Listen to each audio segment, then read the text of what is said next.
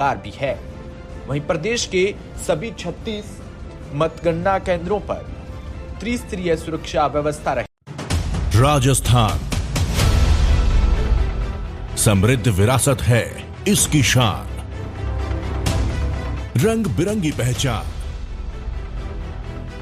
अलवर से लेकर जैसलमेर तक, श्री गंगानगर से लेकर प्रतापगढ़ तक, संपूर्ण राजस्थान को कवर करते हैं हम। राजस्थान की हर खबर देखते रहिए डीपीके न्यूज पर।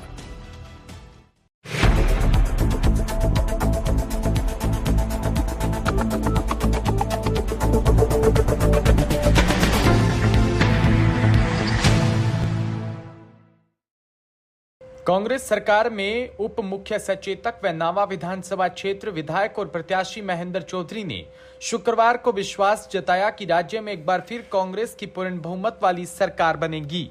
इसके साथ ही उन्होंने कहा कि राज्य में भाजपा का जातिवाद, धार्मिक ध्रुवीकरण का एजेंडा विफल रहेगा।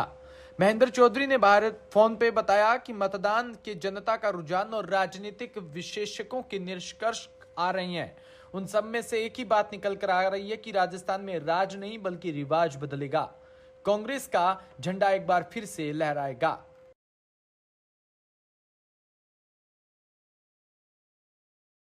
एक महिला ने पूर्व आईजी यूएल छानवाल और उसके परिवार पर अत्याचार का आरोप लगाया है। महिला न्याय के लिए दर दर की ठोकरें खाने को मजबूर है। जहां पिंक सिटी प्रेस क्लब में एक प्रेस वार्ता आयोजित कर बताया कि उसका पति जेल में विभाग में कार्यरत है। कोरोना के दौरान उनका देहांत हो गया था। पति के स्थान पर उसे उदयपुर में नौकरी पर लगाया। कुछ दिन बाद उसका ट्रांसफर जयपुर महिला जेल में हो गया। यहां पर उसकी मुलाकात तत्कालीन आईजी जेल यूएल छानवाल से हो गई।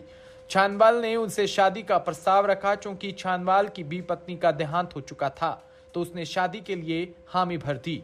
पीड़िता ने बताया कि 16 नवंबर 22 को उसकी शादी छानवाल से हो गई। शादी के साल भर तक सब कुछ ठीक चला। उसके बाद छानवाल के बेटे आशीष, बेटी पिंकी ने उसके साथ मारपीट करना शुरू कर दिया। 2 दिनों तक उसे कमरे में बंद रखा। 11 अगस्त 2023 को उसे घर से बेदखल कर दिया। इस पर उसने बूंदी सदर थाने में मामला दर्ज करवाया। उसे नौकरी से भी निकलवा दिया। उसके बाद अपने बच्चों के लालन पालन का संकट खड़ा हो गया है। पीड़िता ने मीडिया के समक्ष उसे भरण पोषण दिलाने के साथ रहने के आवास की व्यवस्था की गुहार लगाई है। आईजी छानवाल 31 जनवरी 2023 को सेवा से रिटायर्ड भी हो गए हैं। मैं भीलवाड़ा की रहने वाली हूँ मैं, और मेरी शादी आईजी साहब उत्सव छानवाल जेल डिपार्टमेंट से रिटायर्ड आईजी है वो। मैं भी उन्हीं के विभाग में नौकरी करती थी मैं। तो हमारे मिलते जुलते हम दोनों के जबरदस्ती उन्होंने संबंध बनाने के बाद में शादी का जायजा देके शादी। कैसे मिली पहले सर मैं ऑफिस में मिली थी उनसे। ऑफिस में कुछ ही नहीं सर, ये पैसे वैसे जो भी एमपीएस जीपीएफ का पेमेंट था उसके लिए मैं उनसे ऑफिस में मिलती थी। तो वो सर मेरे मृत पति का पेमेंट बकाया था वो। तो ऐसे मिलते जुलते हमारे दोनों के बात होने लगी। बात होने के बाद उन्होंने घर पे बुलाया पेमेंट के बारे में, क्योंकि मेरा पति कोरोना पॉजिटिव था। तो मैंने 50 लाख रुपए की बात हुई थी कि भाई 30 मैं ले लूँगा, 20 तुझे दिला दूंगा, अपन घर पे बैठ के बात करेंगे। घर पे बैठ के बात नहीं करी उन्होंने, ज़बरदस्ती करके मुझे वहाँ से भगा दिया। भगाने के बाद में उन्होंने जैसे तैसे मामला शांत करने के लिए हमने एक दूसरे से राजी खुशी शादी कर ली। उस टाइम में प्रेग्नेंट भी थी। फिर उसके बाद में हमारी शादी हुई। 1 साल हम अच्छी तरीके से रहते थे। उस बीच मैंने 27 नवंबर या 26 नवंबर की बात थी, ब्लू हेवन में होटल में 2022 में इस सिंधी कैंप के पास में है जयपुर सर। वहाँ पे इनके खुद के लड़के को इन्होंने भिजवा के ज़बरदस्ती करवाने की कोशिश करी। उस लड़के ने मेरे साथ मारा पीटी करी। उस लड़के ने, आशीष छानवाल ने। वहाँ से आईजी साहब ने समझू के मुझे गांव के मकान में ले गए। वहाँ पे नाताइत कौम से उन्होंने मेरी शादी तलेस्मा महादेव शादी करी। पूरे परिवार का, पूरे समाज का खाना किया। मुझे धूमधाम से घर पे ले गए। वहाँ पे 1 साल में यानी 8 महीने तक मैं अच्छी तरीके से रहती थी वहाँ पे। हम हस्बैंड वाइफ में कोई विवाद नहीं था। तो मेरे पति उस बीच जैसे ही रिटायरमेंट नज़दीक आया तो मेरे अकाउंट से मेरे मृत पति के 15 लाख रुपए ट्रांसफ़र करवा लिए, जिससे फॉर्च्यूनर गाड़ी उठाई उन्होंने।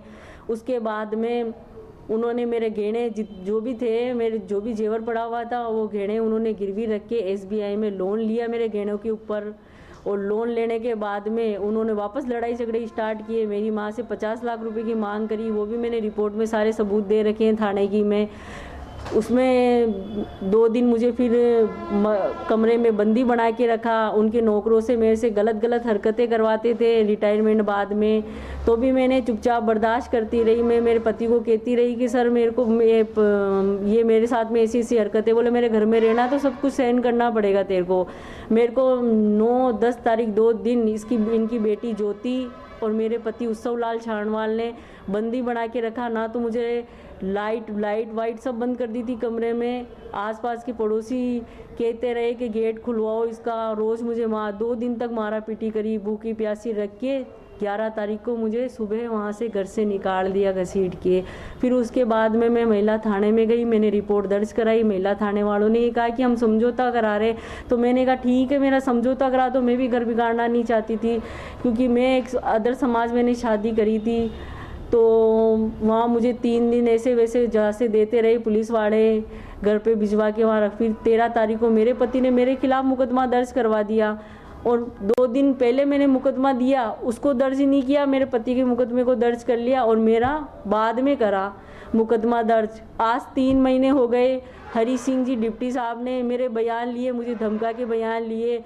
मेरे एक अप्रैल 4 तारीख को मुझे समझौते के लिए बुलाया, वहाँ पे मेरे पति ने मारा पीटी करी और मेरे गलत फोटो लेके और मेरा मोबाइल तोड़ दिया। और मुझे गलत फोटो बार बार मेरे व्हाट्सएप पे भेज के मेरा पति कहता है कि अगर तूने केस वापस नहीं लिया तो तेरे बच्चों को और ये फोटो में मैं वायरल करूँगा तेरी। बराबर मुझे धमकी दे रहा है हर चीज़ से। मुझे उनकी आज पावर से चारों तरफ मुझे हिम्मत हार चुकी हूँ मैं, मेरे को कहीं से भी न्याय नहीं मिल रहा। झालावाड़ जिले के चौमेला रेलवे फाटक संख्या 32 पर 2 व 3 दिसंबर शनिवार व रविवार को स्पेशल मेंटेनेंस कार्य किया जाएगा। वरिष्ठ खंड इंजीनियर रेल पथ आलोट के अनुसार चौमेला रेलवे फाटक संख्या 32 पर 2 व 3 दिसंबर को स्पेशल मेंटेनेंस कार्य किया जाएगा।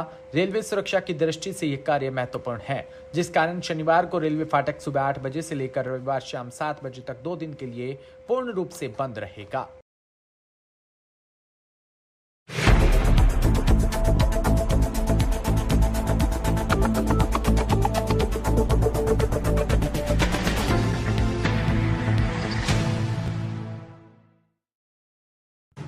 राजस्थान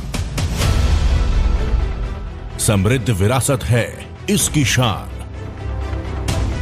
रंग बिरंगी पहचान।